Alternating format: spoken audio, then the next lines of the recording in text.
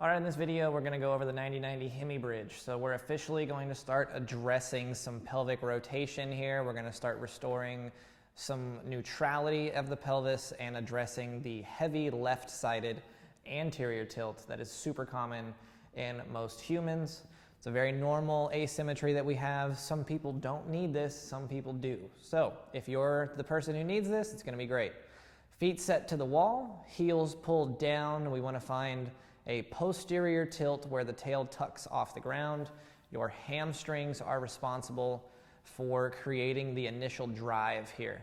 Now, once we feel the tail come off the ground, I want you to take an inhale, exhale fully, and we're feeling for these obliques to do some work. As we exhale nice and full, you should feel your ribs drop. You should feel heavier in the ground, and your posterior tilt effort should feel like it locks in a little bit better. Once we have the abs, the hamstrings, and we feel solid, we're gonna freeze the left leg in its engagement. So that left hamstring is now our anchor. And then we are going to make sure the tail is still floating just slightly off the ground.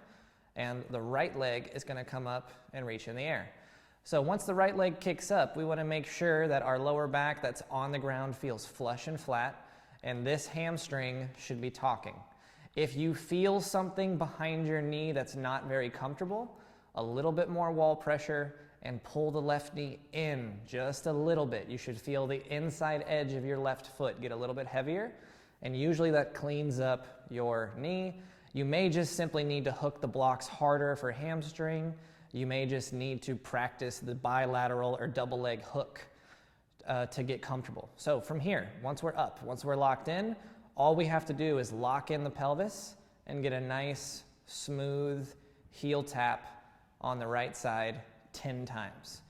No special breathing here. We're just making sure we keep our core on, we keep our pelvis still, and we try to feel like we're moving from the hip joint on the right as the left side stabilizes us completely. For some people, this is a complete walk in the park. There's no challenge at all. For some people, this will generate a pretty hefty hamstring burn. So we just need about 10 to 12 to maybe 15 taps, enough to feel like you're doing something. And then we just set down just enough time to take a breath, and then we rinse and repeat. We exhale to start, set your ribs, tuck your tail, hamstrings, feel both sides, lock in the left, kick up the right, 10 to 15 taps as we isolate the left hamstring.